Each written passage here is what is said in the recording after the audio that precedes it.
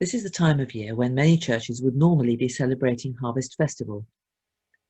I've loved this since I was a child, growing up in the depths of the country and seeing the farmers and gardeners bringing their harvest to church, everything from outsized marrows to the sheaf of wheat on the communion table. Other memories too. In a church in the mountains above Kingston in Jamaica, seeing people arriving with sticks of sugarcane tall enough to reach the ceiling. And in Zambia, where people brought their staple food, cobs of maize. And in the Black Country, seeing lumps of coal in the harvest display to celebrate the work of the miners and acknowledge the dangers they faced.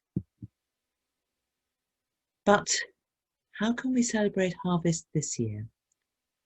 Our churches are still, for the most part, closed.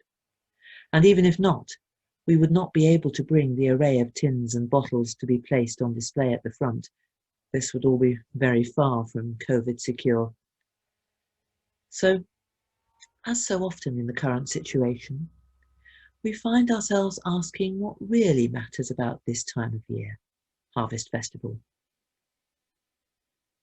3 things come to mind. First of all, the purpose of harvest is to give thanks. If we look back to the beginning of lockdown, we may remember the Great Loo Roll crisis. Then it was pasta, then it was flour for baking, and then everything was back. Just a few shortages remind us of how much we have to be thankful for. We can go into our shops and find all that we need. Some have the added bonus of gardens to grow our own fruit and vegetables.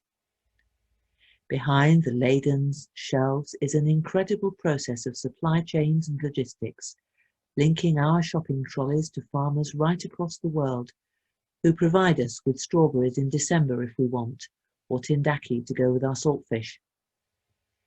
If we can't sing "Come Ye Thankful People Come" in church this year, maybe we can sing it in our heads next time we look at the stunning array of goods on our supermarket shelves. We can and should continue to give thanks. Secondly, harvest reminds us just that we have a responsibility to share.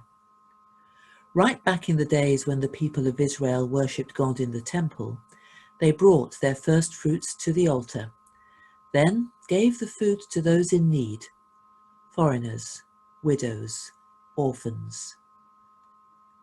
Our harvest is God's gift to us.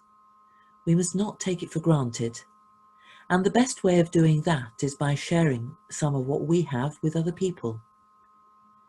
This year, our circuit outreach charity Befrienders is stepping out in a new direction. They have decided to focus on offering new socks and new shoes to homeless folk in the city, an initiative going by the inspired name of Rebooted. This harvest time, we are invited to reboot our good things through a harvest of socks and shoes for the city. And thirdly, harvest reminds us just how much we depend on God, who gives life itself.